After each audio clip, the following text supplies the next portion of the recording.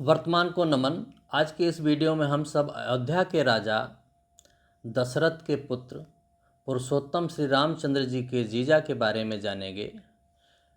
इनका आश्रम घाघरा नदी के तट पर अयोध्या से लगभग 37-38 किलोमीटर दूर मया विकास खंड में है, जो कि महबूबगंज से 1.5 से 2 किलोमीटर की दूरी पर स्थित है और लखनऊ से लगभग इसकी दूरी 170 किलोमीटर है। ये नेशनल हाईवे 28 से लगे हुए सड़क से जुड़ा हुआ है। इसका रास्ता अयोध्या में जाके निकलता है। ये बहुत पुराना आश्रम है, जैसा कि मैंने आपको बताया कि ऋषि श्रृंग का आश्रम है। ऋषि श्रृंग के बारे में भी कुछ जानकारी हम लोग ले लेते हैं। ऋषि श्रृंग के पिता विभांडक ऋषि थे, जो कि कश्यप ऋषि के पुत्र थे, और इनका ऋषि श्रृंग का लालन पालन जंगल में ही हुआ था। एक प्रसंग के अनुसार कहा जाता है कि ऋषि विभांडक घोर तपस्या कर रहे थे, जिससे परेशान होकर इंद्र ने अपने सभा से एक अप्सरा को भेजा, जो कि ऋषि विभांडक की तपस्या को भंग करे। इस तरह से उस अप्सरा ने ऋषि विभांडक के आश्रम में आके अपने लुभावने कृत्यों से ऋषि को रिझाया और उनके साथ संसर्ग किया, और उस संसर्ग से एक पुत्र को जन्म दिया, जिसका नाम ऋषि श्रृंग रखा गया। कहते हैं कि ऋषि श्रृंग के सर में 2 सिंह जैसे उभार थे, जिसकी वजह से उनका नाम ऋषि श्रृंग रखा गया। और फिर वो अप्सरा वापस देवतालोक में इंद्र के दरबार में चली गई, जिससे क्रुद्ध होकर ऋषि विभांडक ने निश्चय किया कि वो अपने पुत्र ऋषि श्रृंग को किसी स्त्री के संपर्क में नहीं आने देंगे। यहीं पे दूसरी कथा ये कही जाती है कि ऋषि विभांडक जंगल में मूत्र विसर्जन कर रहे थे। उस समय मूत्र में वीर्य का मिलन हो गया और वो किसी घास पर गिरा, जिसको किसी हिरनी ने घास को खाया, और फिर उससे हिरनी के गर्भ से ऋषि श्रृंग का जन्म हुआ। इस प्रसंग पे बात नहीं करते, हम आज बात कर रहे हैं मर्यादा पुरुषोत्तम श्री रामचंद्र जी के जीजा के बारे में। तो आज हम उसी पे फोकस करते हैं। ऋषि श्रृंग और ऋषि विभांडक के बारे में फिर किसी दिन बात करेंगे। हम आपको बीच में दिखा रहे हैं घाघरा नदी या सरयू नदी, जिसको अयोध्या के किनारे सरयू के नाम से पुकारा जाता है, बाकी जगहों पे घाघरा के नाम से जाना जाता है। इस नदी का बीच में आप दृश्य देख रहे हैं, रास्ते आपको दिखाएंगे हम चलते हुए, और ऋषि श्रृंग के आश्रम में पूरा आपको घुमाएंगे। आप हमारे साथ बने रहिए। आपको थोड़ा सा टाइम ज़रूर लग सकता है, लेकिन आप एक अच्छी जानकारी के लिए मेरे साथ टाइम दे रहे हैं, इसके लिए आप निश्चिंत रहिए। और आपको बाद में वीडियो के आखिरी में लगेगा कि आपने जो टाइम खर्च किया है इस वीडियो को देखने के लिए, निश्चित रूप से आपने एक अच्छी जानकारी हासिल की है। तो इसके लिए निश्चिंत रहें और मेरे साथ बने रहें। आपको हम वीडियो का पूरा सार दिखाएंगे, किस तरह से श्रृंगी ऋषि और किस तरह से माता शांता का विवाह हुआ और कैसे कैसे ये किस तरह से रिश्तों में बंधे।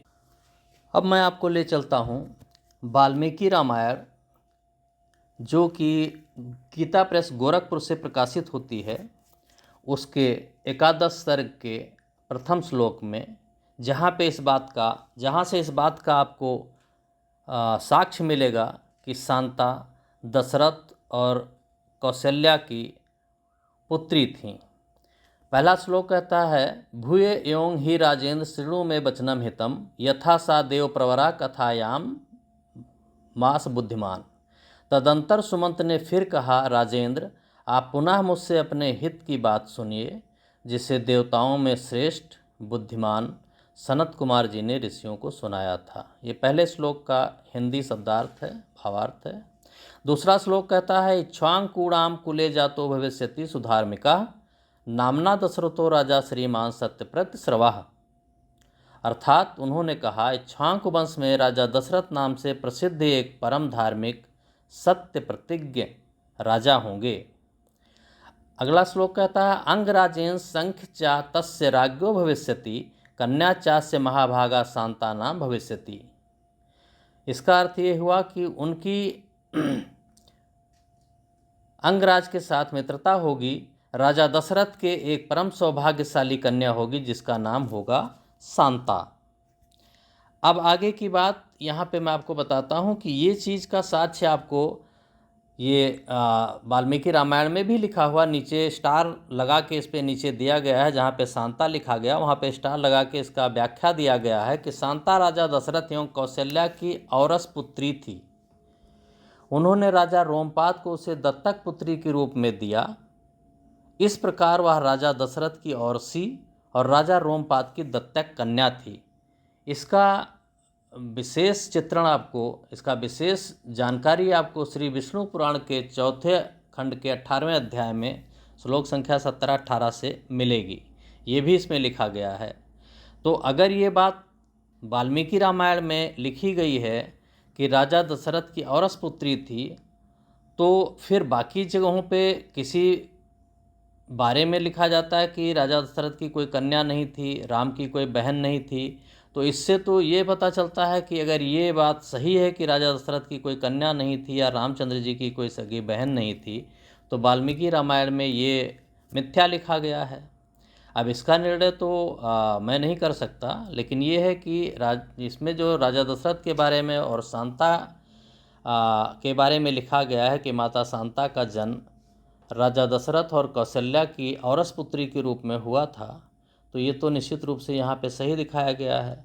किसी एक प्रसंग में मैंने सुना है, जो कि आजकल कई जगहों पे वीडियो देखने को मिलता है यूट्यूब वगैरह पे, कि शांता जो थी वो किसी महात्मा ने कहा कि नहीं, वो श्रवण के बहन थी, जो कि उनके पिता जो वाणिज्य में काम करते थे, यानी कि बनिया थे, उनका नाम शांतनु था, उसी से उनका नाम शांता पड़ा। और राजा दशरथ ने जब श्रवण को बाण मारा और राजा दशरथ के बाण से श्रवण की मृत्यु हो गई, तो राजा दशरथ ने उनकी बहन को अपने राज्य में लाके, मतलब उन्होंने उनको गोद लिया और उसको लाके उसका लालन पालन किया। जबकि रामायण ये कह रही है कि नहीं, माता शांता जो है वो श्री रामचंद्र जी की सगी बहन थी, यानी कि राजा दशरथ की और कौशल्या की औरस पुत्री थी। औरस पुत्री का डिटेल मैं आपको बता देता हूँ कि औरस पुत्री का मतलब होता है कि एक ब्याहता पत्नी से जिन पुत्रों का जन्म होता है उसे औरस पुत्री या औरस पुत्र कहा जाता है। जैसे कि अगर राजा दशरथ की ब्याहता पत्नी कौशल्या थी, तो उनके गर्भ से जो बच्चा जन्म लेगा उसे औरस पुत्री या औरस पुत्र कहा जाएगा। ये औरस का मतलब होता है। तो इस रामायण में यही लिखा हुआ कि शांता राजा दशरथ और कौशल्या की औरस पुत्री थी। इस तरह से अब एक प्रसंग आता है कि राजा दशरथ के यहाँ पे राजा रोमपाद जो अंग देश के राजा थे, जिनकी पत्नी वार्षिणी थी, और वार्षिणी रानी वार्षिणी जो थी कौशल्या की सगी बहन थी। इस तरह से रोमपाद जो थे, अंग देश के राजा रोमपाद राजा दशरथ के साढ़ू भाई हुए, और रानी वार्षिणी कौशल्या की सगी बहन थी। तो एक बार दोनों लोग अयोध्या में आए, और अयोध्या में कौशल्या की पुत्री माता शांता, जो बाद में माता शांता के नाम से प्रसिद्ध हुई, उनको देखकर उनके मन में विक्षोभ पैदा हुआ कि एक पुत्र या पुत्री की कमी उनको खलने लगी, क्योंकि वार्षिणी के पास भी कोई औलाद नहीं थी। तो उनके मन में कहीं ना कहीं ये बात आई कि मेरे पास भी कोई पुत्र या पुत्री होता तो मैं भी उसका आनंद उठाती। ये देखकर कौशल्या को, रानी कौशल्या को थोड़ा सा मन में उनके बुरा लगा, और उनको लगा कि मेरी बहन के पास भी कोई पुत्र या पुत्री नहीं है, तो क्या उपाय किया जाए जिससे इसको भी खुश रखा जाए। तो रानी कौशल्या और राजा दशरथ ने मिलकर निश्चय किया या निर्णय लिया कि हम अपनी पुत्री को इनको दे देंगे, यानी कि इनको हम दत्तक पुत्री के रूप में दे देंगे या गोद दे देंगे। तो इस तरह से राजा रोमपाद और रानी वार्षिणी ने कौशल्या की औरस पुत्री शांता को गोद ले लिया, और वो लोग रोमपाद और रानी वार्षिणी ले जाके अपने देश अंगराज में अंग देश में उनका लालन पालन किया और वहीं पे उनको रखा। इसके पीछे कथा ये आती है कि एक बार रोमपाद के राज्य में, यानी कि अंग देश के राज्य में काफ़ी सूखा पड़ा और अकाल पड़ा, बारिश की कमी हुई, बारिश नहीं हो रही थी। किसी बात से इंद्र देवता नाखुश थे। तो वहाँ के मुनियों ने बताया कि अगर आप किसी तरह से ऋषि श्रृंग को अपने राज्य में ले आएं तो आपके राज्य में सूखा और अकाल का जो घोर तांडव मचा हुआ है वो खत्म हो सकता है और आपके राज्य में बारिश हो सकती है और आपके राज्य की प्रजा सुख चैन से रह सकती है। इसकी चर्चा वाल्मीकि रामायण के प्रथम खंड के 10वें सर्ग में श्लोक संख्या 1 से मिलती है, जहाँ पे सुमंत बता रहे हैं कि राजा रोमपाद के दरबार में या उनके राज्य में ऋषि श्रृंग को किस तरह से लाया गया। पहले श्लोक में कहा जाता है, राजा की आज्ञा पाकर उस समय सुमंत्र ने इस प्रकार कहना आरंभ किया कि राजन, रोमपाद के मंत्रियों ने ऋषि श्रृंग को वहाँ जिस प्रकार और जिस उपाय से बुलाया था वह सब मैं बताता हूँ, आप मंत्रियों सहित मेरी बात सुनिए। दूसरा श्लोक कहता है, उस समय अमात्यों सहित पुरोहित ने राजा रोमपाद से कहा, महाराज, हम लोगों ने एक उपाय सोचा है जिसे काम में लेने से किसी भी विघ्न बाधा के आने की संभावना नहीं है। ऋषि श्रृंग मुनि सदा वन में ही रहकर तपस्या और स्वाध्याय में लगे रहते हैं। वे स्त्रियों के वो पहचानते तक नहीं हैं और विषयों के सुख से भी सर्वथा अनभिज्ञ हैं। अगले श्लोक में बताया जा रहा है, हम मनुष्यों के चित्त को मथ डालने वाले मनोवांछित विषयों का प्रलोभन देकर उन्हें अपने नगर में ले आएंगे, अतः इसके लिए शीघ्र प्रयत्न किया जाए। अगली बात अगले श्लोक में कहा जा रहा है, यदि सुंदर आभूषणों से विभूषित मनोहर रूप वाली वेश्याएं वहां जाएं तो वे भांति भांति के उपायों से उन्हें लुभा कर इस नगर में ले आएंगी, अतः इन्हें सत्कार पूर्वक भेजना चाहिए। अगला श्लोक कहता है, यह सुनकर राजा ने पुरोहितों को उत्तर दिया, बहुत अच्छा, आप लोग ऐसा ही करें। आज्ञा पाकर पुरोहित और मंत्रियों ने उस समय वैसी ही व्यवस्था की। तब नगर की मुख्य मुख्य वेश्याएं राजा के आदेश सुनकर उस महान वन में गईं और मुनि के आश्रम से थोड़ी ही दूर पर ठहरकर उनके दर्शन का उद्योग करने लगीं। मुनि कुमार श्रृंग ऋषि बड़े ही धीर स्वभाव के थे, सदा आश्रम में ही रहा करते थे। उन्हें सर्वथा अपने पिता के पास रहने में ही अधिक सुख मिलता था, अतः वे कभी आश्रम के बाहर नहीं निकलते थे। उन तपस्वी ऋषि कुमार ने जन्म से लेकर उस समय तक पहले कभी ना तो कोई स्त्री देखी थी और ना पिता के सिवा दूसरे किसी पुरुष के ही दर्शन किया था। नगर या राष्ट्र के गांवों में उत्पन्न हुए दूसरे दूसरे प्राणियों को भी वे नहीं देख पाए थे। तदंतर एक दिन विभांडक कुमार ऋषि श्रृंग अकस्मात घूमते फिरते उस स्थान पर चले आए जहाँ वे वेश्याएं ठहरी हुई थीं। वहाँ उन्होंने उन सुंदरी वनिताओं को देखा। उन प्रमदाओं का वेश बड़ा ही सुंदर और अद्भुत था। वे मीठे स्वर में गा रही थीं। ऋषि कुमार को आया देख सभी उनके पास चली आईं और इस प्रकार पूछने लगी, ब्राह्मण, आप कौन हैं, क्या करते हैं तथा इस निर्जन वन में आश्रम से इतनी दूर आकर अकेले क्यों विचर रहे हैं, यह हमें बताइए, हम लोग इस बात को जानना चाहती हैं।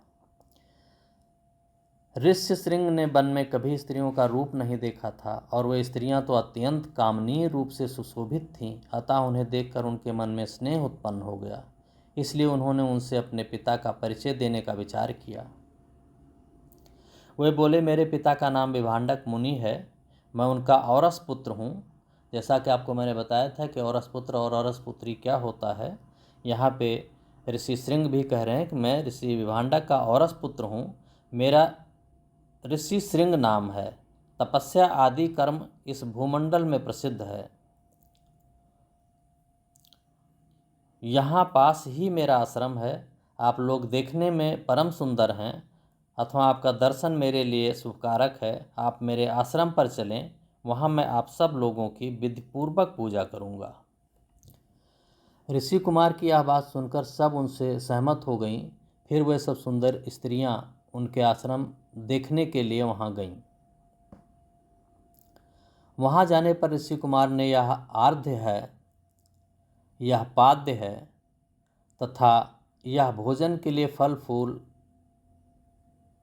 प्रस्तुत है, ऐसा करते हुए उन सब का विधिवत पूजन किया। ऋषि की पूजा स्वीकार करके वे सभी वहाँ से चली जाने को उत्सुक हुईं। उन्हें विभांडक मुनि का भय लग रहा था, इसलिए उन्हें शीघ्र ही वहाँ से चली जाने का विचार आया। वे बोली, ब्राह्मण, हमारे पास भी ये उत्तम उत्तम फल हैं। विप्रवर, इन्हें ग्रहण कीजिए, आपका कल्याण हो। इन फलों को शीघ्र ही खा लीजिए, विलंब न कीजिए। ऐसा कहकर उन सब ने हर्ष में भरकर ऋषि का आलिंगन किया और उन्हें खाने योग्य भांति भांति के उत्तम पदार्थ तथा बहुत सी मिठाइयाँ दी। उनका रसास्वादन करके उन तेजस्वी ऋषि ने समझा कि ये भी फल है, क्योंकि उस दिन के पहले उन्होंने कभी वैसे पदार्थ नहीं खाए थे। भला सदा वन में रहने वाले के लिए वैसी वस्तुओं के स्वाद लेने का अवसर ही कहाँ है। तत्पश्चात उनके पिता विभांडक मुनि के डर से डरी हुई वे स्त्रियां व्रत और अनुष्ठान की बात बता उन ब्राह्मण कुमार से पूछकर उसी बहाने वहां से चली गईं। उन सबके चले जाने पर कश्यप कुमार ब्राह्मण ऋषि श्रृंग मन ही मन व्याकुल हो उठे और बड़े दुख से इधर उधर टहलने लगे। तदंतर दूसरे दिन फिर मन से उन्हीं का बारंबार चिंतन करते हुए शक्तिशाली विभांडक कुमार श्रीमान ऋषि श्रृंग उसी स्थान पर गए जहाँ पहले दिन उन्होंने वस्त्र और आभूषणों से सजी हुई उन मनोहर रूप वाली वेश्याओं को देखा था। ब्राह्मण ऋषि श्रृंग को आते देख तुरंत ही उन वेश्याओं का हृदय प्रसन्नता से खिल उठा। वे सब की सब उनके पास जाकर उनसे इस प्रकार कहने लगीं, सौम्य, आओ आज हमारे आश्रम चलो। यद्यपि यहाँ नाना प्रकार के फल फूल बहुत मिलते हैं, तथापि वहाँ भी निश्चय ही इन सब का विशेष रूप से प्रबंध हो सकता है। उन सबके मनोहर वचन सुनकर ऋषि श्रृंग उनके साथ जाने को तैयार हो गए और वे स्त्रियां उन्हें अंग देश में ले गईं। उन महात्मा ब्राह्मण के अंग देश में आते ही इंद्र ने संपूर्ण जगत को प्रसन्न करते हुए सहसा पानी बरसाना आरंभ कर दिया। वर्षा से ही राजा को अनुमान हो गया कि वे तपस्वी ब्राह्मण कुमार आ गए हैं। फिर बड़ी विनय के साथ राजा ने उनकी अगवानी की और पृथ्वी पर मस्तक टेक कर उन्हें साष्टांग प्रणाम किया। फिर एकाग्रचित होकर उन्होंने ऋषि को अर्घ्य निवेदन किया तथा उन विप्र शिरोमणि से वरदान मांगा, भगवान, आप और आपके पिताजी का कृपा प्रसाद मुझे प्राप्त हो। ऐसा उन्होंने इसलिए किया कि कहीं कपटपूर्वक यहाँ तक लाए जाने का रहस्य जान लेने पर विप्रवर ऋषि श्रृंग अथवा विभांडक मुनि के मन में मेरे प्रति क्रोध न हो। तत्पश्चात ऋषि श्रृंग को अंतःपुर में ले जाकर उन्होंने शांत चित्त से अपनी कन्या शांता का उनके साथ विधिपूर्वक विवाह कर दिया। ऐसा करके राजा को बड़ी प्रसन्नता हुई। इस प्रकार महातेजस्वी ऋषि श्रृंग राजा से पूजित हो संपूर्ण मनोवांछित भोग प्राप्त कर अपनी धर्म पत्नी शांता के साथ वहाँ रहने लगे। ये सारी बातें श्री वाल्मीकि रामायण के प्रथम खंड से ली गई हैं। इसमें कुछ भी अलग से नहीं जोड़ा गया है। आप चाहें तो वाल्मीकि रामायण उठा के इसको देख सकते हैं। तो इस तरह से ये पता चलता है कि माता शांता श्री राजा दशरथ और माता कौशल्या की औरस पुत्री थीं। इस तरह से वो श्री रामचंद्र जी की बहन हुई और ऋषि श्रृंग श्री रामचंद्र जी के जीजा हुए। बाद में चलकर गुरु वशिष्ठ के कहने पर श्री रामचंद्र जी के जन्म के लिए या यूँ कहिए कि पुत्र प्राप्ति के लिए राजा दशरथ नंगे पैर ऋषि श्रृंग के आश्रम में गए और वहाँ पर उन्होंने पुत्रेष्ठी यज्ञ कराया। अब आपको हम ऋषि आश्रम ले चलते हैं और उसका दर्शन कराते हैं। देखिए ऋषि आश्रम का शुरुआत यहाँ से होता है और यहाँ से हम लोग आगे चलेंगे। इसका विस्तृत विवरण आपको मैं बताता रहूँगा। आइए अब हम चलते हैं अयोध्या की तरफ से आने वाले रास्ते पर, जहाँ से गाड़ी से आया या जाया जा सकता है। हम आपको बताते चल रहे हैं। शुरुआत में ही आपको दाहिने हाथ पर आम का बगीचा दिख रहा है, साथ में संत शिरोमणि सतगुरु रविदास द्वार, उसके आगे श्रृंगी ऋषि आश्रम शुरू हो गया है। कुछ जलपान की दुकानें हैं, उससे आगे दोनों तरफ छोटे छोटे मंदिर दिखेंगे, जैसे साईं राम मंदिर। इस गांव को शेर घाट के नाम से जाना जाता है, जो सरयू नदी के तट पर गांव बसा हुआ है, जिस गांव के करीब में आश्रम है। जैसा कि मैंने आपको दिखाया था, पिछला रास्ता जहाँ से हम लोग आए हैं देखते हुए, वो बस्ती की तरफ से आता रास्ता, जो बस्ती ज़िला है, वहाँ से संत कबीर नगर और बस्ती की तरफ से आने वाले लोग जो सरयू नदी को नाव से पार करके इस आश्रम में आना चाहते हैं, वहाँ से आते हैं। रास्ते में आपने देखा होगा नाव में किस तरह से लोग चल रहे हैं। 15 मिनट से 18 मिनट उनको लगता है एक तरफ से नदी पार करने के लिए। वहाँ से टांडा का एनटीपीसी थर्मल पावर स्टेशन भी दिखता है, फ़ोटो में आपने देखा होगा। अब आप देख रहे हैं ये श्रृंगी ऋषि आश्रम का घाट है, जहाँ पे जब नदी में पानी ज़्यादा होता तो लोग नहाने का काम करते हैं। स्नान यहाँ होता है और फिर श्रृंगी ऋषि आश्रम का दर्शन करते हैं। चूँकि अभी आप देख रहे हैं नदी सूखी हुई है, इसलिए यहाँ पे पानी कम है। अब हम आपको लेके चलते हैं अयोध्या की तरफ से आने वाले रास्ते की तरफ, जहाँ पे आप देखेंगे एक तरफ दाहिने हाथ पे आम का बगीचा है, और उसके थोड़ा सा आगे बढ़ेंगे तो वहाँ पे देखेंगे संत शिरोमणि सतगुरु रविदास द्वार है। ये आपको दिख रहा है, संत शिरोमणि रविदास द्वार दिख रहा। उसके आगे हम चलते हैं तो ये श्रृंगी ऋषि आश्रम का ही रास्ता है, ये अयोध्या की तरफ से आने वाला रास्ता, जहाँ से गाड़ी से आया जाया जा सकता है। हम इधर से अब आपको दोबारा दिखा रहे हैं। पहले हमने आपको पीछे की तरफ से दिखाया था, जहाँ से नदी से लोग आते हैं और नाव द्वारा नदी को पार करते हैं, और पीछे के रास्ते से गांव की तरफ से होते हुए, जो शेर घाट गांव है, वहां से होते हुए आश्रम में प्रवेश करते हैं। अब हम आपको दिखा रहे हैं अयोध्या की तरफ से पक्का रास्ता आने वाला। आप देख सकते हैं कुछ यहाँ पे खाने पीने की दुकानें हैं और दोनों तरफ मंदिर बने हुए हैं। आप धीरे धीरे हम चलते हैं, मंदिर के अंदर की तरफ जाएंगे और वहाँ से देखेंगे कि मंदिर किस तरह से बना हुआ। पुराना मंदिर होने के बावजूद भी आज चूँकि यहाँ भीड़ भाड़ बहुत कम है, शोर शराबा नहीं दिख रहा आपको। आप वीडियो में बने रहें मेरे साथ, एक एक चीज़ आपको हम दिखाते हैं। आप देखेंगे यहाँ पे एक तरफ हवन कुंड बना हुआ है और एक तरफ कुछ मंदिर बने हुए हैं। दूसरी तरफ देखेंगे कुर्मी समाज मंदिर है, यहाँ पे साईं मंदिर है, हनुमान मंदिर है, राधा कृष्ण और वासुदेव मंदिर इत्यादि बने हुए हैं। जगह सुनसान है, अभी भीड़ भाड़ नहीं है, क्योंकि ऐसे दिन हम नहीं आए हुए जिस दिन मेला लगता हो, तो इसलिए यहाँ पे आज भीड़ नहीं होती है। हफ्ते के किसी खास दिन में यहाँ भीड़ आपको देखने को मिलती है, बाकी दिन यहाँ बहुत ज़्यादा भीड़ नहीं होती। बहुत कम लोग आने जाने वाले होते हैं और बहुत लोग इस आश्रम के बारे में जानते भी नहीं हैं, तो ये भी एक वजह है। लेकिन फिर भी आश्रम बिल्कुल शांत है। यहाँ पे आएंगे तो आपको शांति मिलेगी और देख के आपका मन खुश होगा। जगह ऐसी है कि आप यहाँ के आराम से बैठ सकते हैं और इस शांति का आनंद ले सकते हैं। जैसा कि आपको पीछे हमने दिखाया था कि उधर से आने पे रास्ता नदी से पार करना पड़ता है और वहाँ पे एनटीपीसी का थर्मल पावर भी दिखता, थर्मल पावर स्टेशन है, वहाँ से दिखता है, जो टांडा में स्थित है। और इधर से आने पे लोग गाड़ी वगैरह से जिनको आना होता है वो अयोध्या की तरफ से आते हैं, NH-28 से निकल के। महबूबगंज से 1.5-2 किलोमीटर की दूरी पे मंदिर स्थित है, वहाँ से लोग आते हैं। तो इस तरह से आप देख सकते हैं, यहाँ पे हवन कुंड आपको करीब से मैं दिखा रहा हूँ, और उसके साथ एक छोटी सी दुकान भी है जो बच्चों के खिलौने वगैरह या कई सारी चीज़ें बेचते हैं। और बाकी मंदिर आप आगे देख ही रहे हैं कि धीरे धीरे मंदिर की तरफ हम बढ़ रहे हैं। और जो समाधि स्थल है, खास करके जो श्रृंगी ऋषि का समाधि स्थल है और माता शांता का समाधि स्थल है, उसकी तरफ हम लोग बढ़ रहे हैं। और वहाँ पे चल के हम आपको उसको दिखाते हैं किस तरह से बना हुआ, कैसे वहाँ पे लोग जाते हैं, और उसका पूरा आपको दर्शन कराएंगे। अंदर चलेंगे, आप बने रहिए वीडियो मेरे साथ। आपको एक अच्छी जानकारी मिलने वाली है आज इस वीडियो के माध्यम से। हम आपको पूरा श्रृंगी ऋषि आश्रम का दर्शन करा रहे हैं, आप इसको देखते हुए चलें।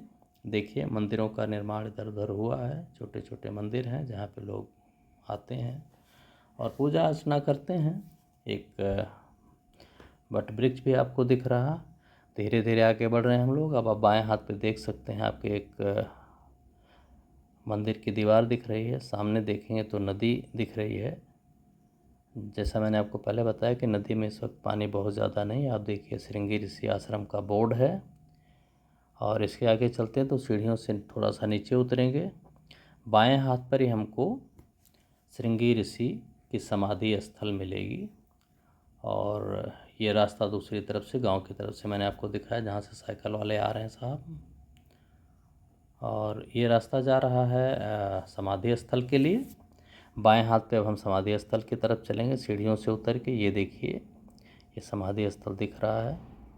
आगे चल के हम लोग गेट की तरफ पहुँचेंगे और वहाँ से फिर आपको अंदर का नज़ारा दिखाते हैं। अंदर का क्या, किस तरीके से जगह है, कितनी जगह है, वो भी आपको देखने को मिलेगा। किस तरीके से समाधि स्थल बनी है और किस तरीके से लोग यहाँ के पूजा करते हैं। जब भीड़ होती होगी तो कितना मुश्किल होता होगा भीड़ को संभालना, और कितना टाइम लगता है एक आदमी को जाने और आने में। अब आप देख सकते हैं हम नदी के किनारे से वापस सीढ़ियों पे जा रहे हैं। सामने की तरफ यहाँ भी आपको दिखेगा श्रृंगी ऋषि आश्रम के समाधि स्थल का गेट है। एक ये बुजुर्ग आ जा रहे हैं जो इस आश्रम की देखभाल करते हैं, सफाई वगैरह का काम देखते हैं। 7-8 सालों से यहाँ पे हैं। ये अंदर जा रहे हैं, देख सकते हैं आप। यहाँ पे ऊपर से नीचे की तरफ थोड़ा सा बेसमेंट टाइप की जगह है जहाँ पे आपको जाना पड़ेगा। अंदर जाते समय सकरा रास्ता है, एक आदमी जा सकता है। बड़ी मुश्किल से इसमें 2 लोगों के निकलने की जगह मुश्किल से हो पाएगी, नहीं निकल पाएगा। ये आप देख सकते हैं ऊपर लिखा हुआ श्री श्रृंगी ऋषि समाधि स्थल। तो ये है मेन श्रृंगी ऋषि का समाधि स्थल जो बना हुआ है यहाँ पे। और मैं बहुत पहले कभी यहाँ आया था तो इस तरीके की चीज़ें नहीं थी। 40-45 साल पहले की बात की जाए तो ये आप देख रहे हैं रास्ता जाने का है। छोटा सा गेट लगा हुआ है और यहाँ से देखिए कुछ बच्चे बाहर आ रहे हैं। इसके बाद यहाँ से गुफा नुमा बना हुआ, देखिए एक बहुत पतली सी गुफा टाइप की बनी हुई, जिसके अंदर हम लोगों को चलना पड़ेगा दर्शन के लिए। समाधि स्थल का दर्शन होगा। संगमरमर से बना हुआ रास्ता, ये ऊंचाई बहुत ज़्यादा नहीं है, इसलिए लोगों को यहाँ झुक के अंदर जाना पड़ता है। और अंदर भी बहुत ज़्यादा जगह आपको देखने को नहीं मिलेगी। देखिए यहाँ पे आप, ये समाधि स्थल अब आपको सामने दिख रहा है, मिट्टी से बना हुआ है। ये इसी तरीके से है। एक तरफ दान पात्र रखा हुआ है, एक आधे पंखे लगे हुए हैं। ऊपर छत की ऊंचाई देखिए थोड़ा सा गोल है, ऊंचाई ज़्यादा नहीं, यहाँ झुक के रहना पड़ता है। इधर इन्वर्टर और बैटरी वगैरह रखी हुई जिससे कि यहाँ अंदर उजाला रखा जा सके। नहीं तो यहाँ अगर बल्ब या लाइट नहीं जलेगी तो बहुत अंधेरा हो जाएगा। और यहाँ से निकलने की भी जगह बहुत सक्रिय है, इसलिए एक आदमी ही आके यहाँ पूजा करता और उसके बाद जब वो निकलता तो दूसरे के आने की जगह बनती है। तो इस तरीके से यहाँ सकरा रास्ता है, बहुत ज़्यादा जगह नहीं है, बहुत पुराना बना हुआ मंदिर है। जगह उसी हिसाब से है, बहुत थोड़ा सा रास्ता, जिसमें देखिए अब बाहर निकलने के लिए रास्ता दिखा रहे हैं आपको हम। अब यहाँ से गैलरी से निकल के सीढ़ियों से चढ़ के ऊपर को जाएंगे। ये बाहर निकल रहे हैं, अब हम लोग मंदिर से बाहर हो रहे हैं। ये मेन ऋषि श्रृंग का समाधि स्थल था जहाँ से हम लोग वापस लौट रहे हैं। देखिए पीछे से मैंने वापस मुड़ के कैमरा दिखाया है, ये जाने का रास्ता था या आने का रास्ता है, एक ही बात है। अब यहाँ से आगे हम लोग बाहर निकल रहे हैं। देखिए गलियारे में से बाहर जा रहे हैं। ये आ गए ऊपर हम लोग ग्राउंड फ्लोर पे। चूँकि वो गहरी थी समाधि, वहाँ पे नीचे उतर के जाना पड़ा था। अब यहाँ से हम लोग बाहर निकलेंगे और बाहर निकल के वापस हम लोग अब माता शांता के दर्शन के लिए जाएंगे। ये माता शांता के समाधि स्थल का गेट है। यहाँ से भी हम लोग अंदर चलते हैं। ये और थोड़ा सा पतला ही होगा, उससे सकरा रास्ता ही है, दोनों रास्ते सकरे ही हैं। ये उससे कम ही होगा, ज़्यादा नहीं है। अब यहाँ पे अंदर हम लोग चल रहे हैं आपको लेके, आप बने रहिए हमारे साथ। आपको देखने को पूरी तरह से मिलेगा। दोनों समाधि स्थल की दूरी ज़्यादा नहीं है। अब यहाँ से नीचे उतर रहे हैं, यहाँ की भी ऊंचाई कम ही है और एक ही आदमी के जाने का रास्ता है, बहुत सकरा रास्ता है। अब आप देखेंगे यहाँ पे वो जो बुजुर्गवार थे वो यहाँ पे पोछा लगा रहे हैं, सफाई कर रहे हैं। क्योंकि ये 7-8 साल से यहाँ से इनसे हमारी बातचीत हुई है और इन्होंने बताया कि 7-8 सालों से यहाँ ये काम कर रहे हैं, सफाई वगैरह का देख रेख इन्हीं के अंडर में। छत देख रहे हैं आप, वो भी बहुत ऊंची नहीं है। यहाँ भी एक दान पात्र है और सेम उसी तरह से मिट्टी की समाधि बनी हुई है। ये राम सेवक जी हैं, बता रहे हैं कि 7-8 साल से यहाँ पे काम करते हैं, सफाई का कारोबार देखते हैं, बाकी मंदिर की देखभाल यही करते हैं। अब ये है समाधि स्थल मीन्स माता शांता का, जो इस वीडियो में हमने आपको बताया कि माता शांता कौन थी। रामचंद्र, श्री रामचंद्र जी की सगी बहन थी माता कौशल्या, और राजा दशरथ की औरस पुत्री थी, जिनका विवाह ऋषि श्रृंग के साथ हुआ था। और यहाँ पे उनका दोनों लोगों का समाधि स्थल है। अब हम लोग बाहर निकल रहे हैं, देख रहे हैं पतला सा सकरा सा रास्ता है, इसी में से जाना आना होता है। यहाँ अब हम लोग बाहर निकल रहे हैं। ये आपको हमने दोनों समाधियों का दर्शन कराया और श्रृंगी ऋषि का आश्रम आपको पूरी तरह से हमने घुमाया है, आपने देखा है, आप महसूस कर सकते हैं आप श्रृंगी ऋषि आश्रम में ही हैं। और ये पीछे से वापस हमने कैमरे से दिखाया और ये बाहर निकल रहे हैं। अब हम दोनों समाधियों का दर्शन करके बाहर आ गए हैं। आप सामने यहाँ से भी नदी देख सकते हैं और श्रृंगी ऋषि की समाधि से भी नदी दिखती है। ये